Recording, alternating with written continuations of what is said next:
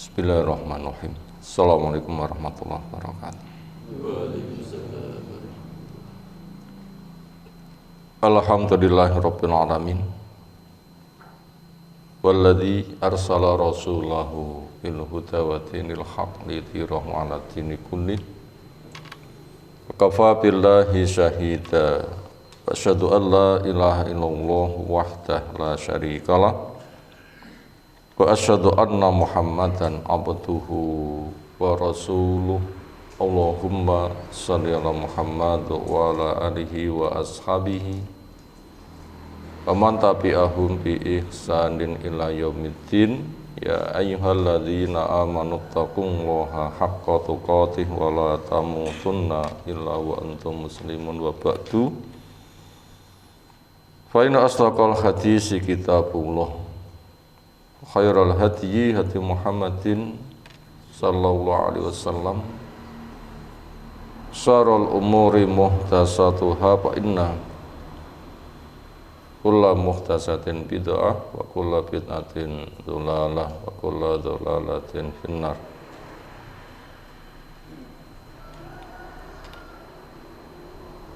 Ayyuhal ikhwah akramana subhanahu wa ta'ala.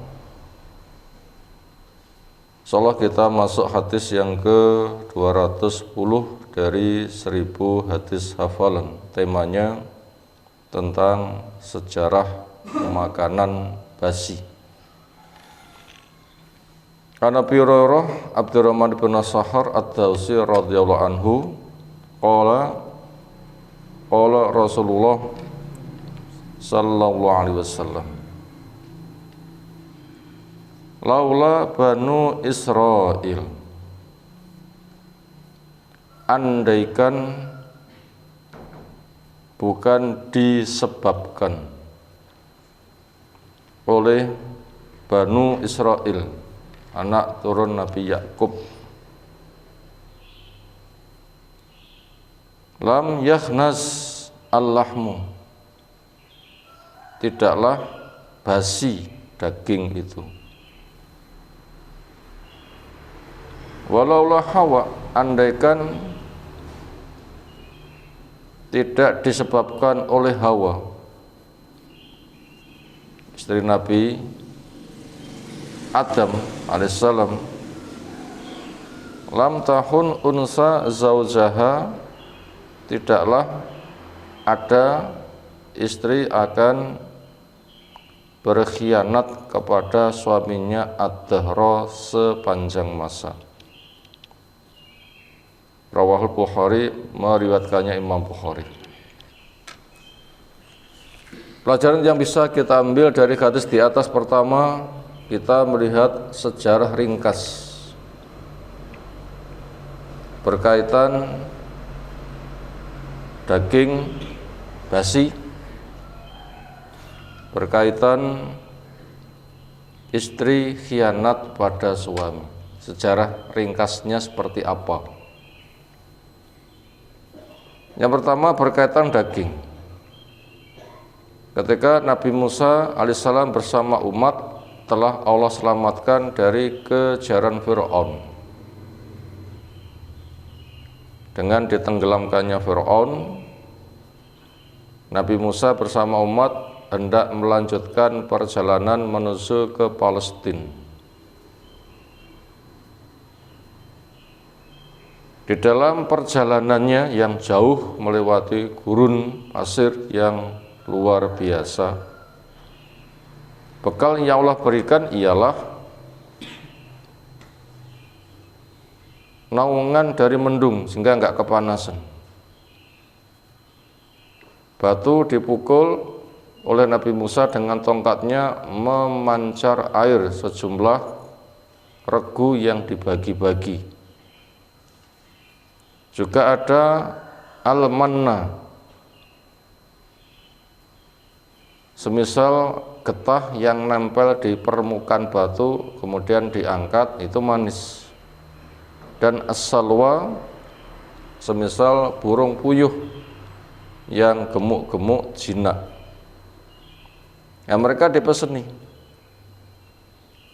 ketika menangkap burung untuk dimasak, ambil secukupnya, jangan lebih.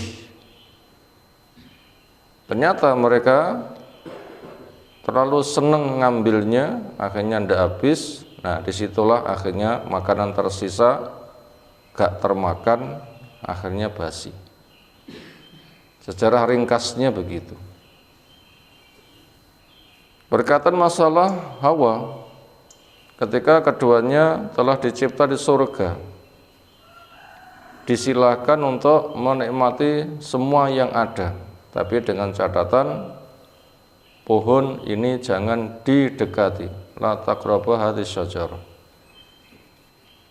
Ternyata Hawa dorong-dorong pada Nabi Adam, akhirnya mendekati dan akhirnya memakannya, akhirnya kena hukuman.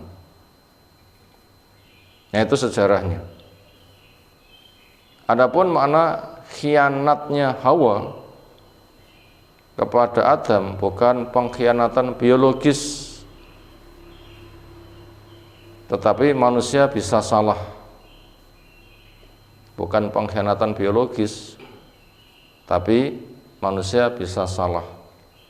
Dan kesalahan yang dimaksud pada tema di atas bukan kesalahan akidah, tapi kesalahan kemanusiaan, karena kullu bani Adam khata', anak Adam itu berpotensi banyak melakukan kesalahan. Sementara istri-istri Nabi walaupun mereka punya salah, tapi kesalahannya bukan pengkhianatan biologis, bukan, tetapi manusia bisa salah. Itu tadi pelajaran pertama berkaitan sejarah ringkas. Lalu pelajaran nomor 2, segala sesuatu itu ada ukurannya, supaya orang mengenal ukuran dan supaya berbuat sesuai dengan ukuran. Itu pelajaran kedua. Segala sesuatu itu ada ukurannya. Kenali ukuran dan berbuatlah sebagaimana ukurannya.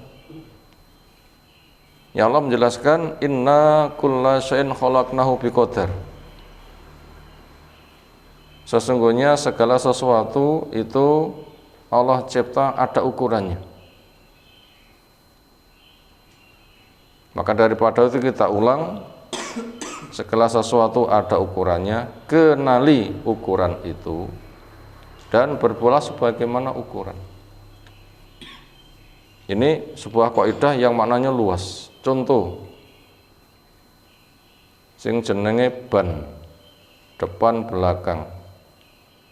Berapa ukuran tekanan angin? Mungkin depan 29, 30, 31. Yang belakang mungkin 33 atau berapalah. Ya mungkin masing-masing ban itu ada ukurannya, biasanya sudah ada tulisannya, petunjuk pabrikan. Sehingga dengan begitu nanti ban nggak gampang rusak, ketika dikendarai juga nyaman. Tapi kalau katosen itu juga nggak enak, kurang ngatos juga nggak enak. Itu contoh segala sesuatu itu ada ukurannya. Kenali ukuran itu, berbuat sebagaimana ukurannya. Perut juga sama. Berlebih itu ukuran kalau diisi, wongnya gede po cilik, perutnya itu sama saja, yaitu 1,5 liter, 1.500 cc. Nah, kenalilah ketika mengisi sesuai dengan ukuran. Bagaimana misalnya ukurannya? Ya ketika makan dalam kondisi sudah lapar, minum 2 gelas, lalu buah, lalu 1 mangkok, udah, gak keluwen, gak kewareken, sehingga badan sehat. Andaikan ban ora katosen dan juga tidak terlalu gembos. Dan kayak begitu silahkan diperbanyak contoh-contoh, tentunya terlalu banyak. Contoh-contoh seperti itu. Kaidah itu ringkas tapi maknanya menyeluruh. Kita ulang, poin kedua, segala sesuatu ada ukurannya, kenalilah ukuran itu, kemudian berbuatlah sebagaimana ukuran. Lalu pelajaran yang ketiga, orang pertama kali yang sengaja menyelisih dari ukuran, maka dia dianggap sebagai penyebab. Orang pertama kali yang menyelisih ukuran, maka dia dianggap sebagai penyebab.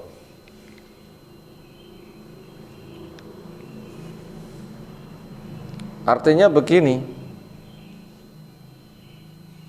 ukuran yang ada ketetapan mutlak dari Allah yang masuk kategori kauni, ketetapan Allah di alam raya. Semisal batu itu keras, nah kita nggak dilibatkan.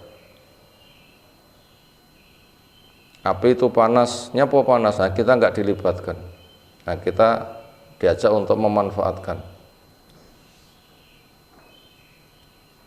Yang kedua, manusia dilibatkan dengan segala hikmahnya. Misalnya kenyang, Allah bisa membuat tanpa makan kenyang. Tapi ketika Allah melibatkan manusia berkaitan masalah kenyang, yaitu adanya makan,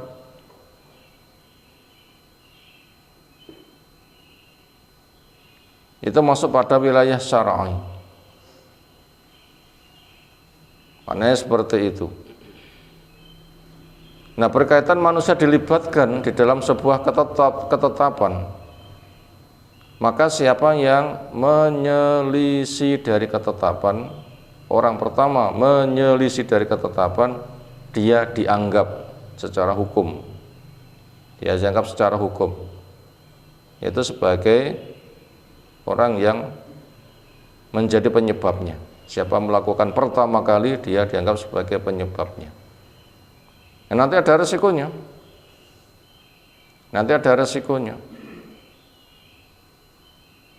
Sebagai contoh tadi, basinya makanan, memang Allah telah membuat ketetapan. Makanan itu bisa basi karena ada ukurannya, ada masa. Andaikan itu makanan kemasan, kalengan, ini masih layak dikonsumsi sampai tanggal berapa. Bila sudah keluar dari masa itu, nggak layak untuk dikonsumsi. Itu namanya itu ada ukurannya. Nah, ketika manusia nggak dilibatkan di dalam kasus itu, memang Allah telah membuat ketetapan, memang ada ukurannya seperti itu. Kemudian ketika manusia dilibatkan, lalu dia sebagai pelaku pertama dianggap sebagai penyebab. Maka ketika Allah membuat ketetapan makan bisa basi, pesannya adalah ambil secukupnya, jangan lebih. Gak kepangan, turah-turah nanti basi. Allah bikin ketetapan seperti itu. Nah, ternyata yang melakukan pertama kali untuk kasus ini adalah Bani Israel. Maka dikatakan Bani Israel itu adalah sebagai pembasi makanan. Artinya orang pertama yang melakukan sebab itu. Maknanya seperti itu. Artinya orang pertama yang melakukan sebab itu. Demikian juga manusia bisa salah, suami bisa salah pada istri, istri bisa salah pada suami. Ketika Hawa orang pertama salah, dia dianggap sebagai penyebabnya. Oh, ini gara-gara Hawa, senada dengan itu. Itu bahasa. Maka daripada itu, akhirnya kita masuk pada poin yang keempat. Jadilah pelopor kebaikan, jangan jadi pelopor keburukan. Ini pelajaran yang keempat. Jadilah pelopor kebaikan, jangan menjadi pelopor keburukan. Kenapa? Resiko. Pelopor kebaikan dapat pahala. Sudah ada dalil, belum dilaksanakan, lalu ada yang memulai. Kemudian ketika orang lain mengikuti jejak, yang memulai pertama kali dapat pahala tambah. Misalnya dia melakukan berpahala 1 juta, ini sebagai pelopor pertama. Lalu orang lain mengikuti jejaknya, jumlahnya 1 juta yang mengikuti jejaknya. Ya, pelopor pertama dapat 1 juta ditambah 1 juta kali 1 juta. Oh, besar pahalanya. Maka sama-sama sebagai pelopor, jadilah pelopor kebaikan. Sing bahaya jadi pelopor keburukan. Misalnya ada peraturan, di situ belum ada pelanggaran, yaitu tidak boleh bolos. Lalu orang pertama kali yang bolos, maka dia dapat hukuman, lalu ternyata jejaknya diikuti yang lain, geruduk podom bolos. Dosanya kan bertumpuk-tumpuk.